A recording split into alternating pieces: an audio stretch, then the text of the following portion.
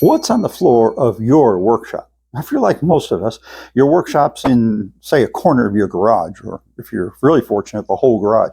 You've got a concrete floor. Well, you spend a day on that concrete floor, and that's hard on your feet, your ankles, your knees. You need rubber mats on the floor, like this one. Now, I bought these at Harbor Freight, but you can get them a lot of places. My son-in-law bought his at Costco. Somebody else I know bought them at Target. Some people I know go to like a farm supply and they buy the rubber mats that are supposed to be used for horse stalls. They're even better than these are, and they're bigger. Put them around all your tools. Put them in places you're going to be standing, and your knees will thank you.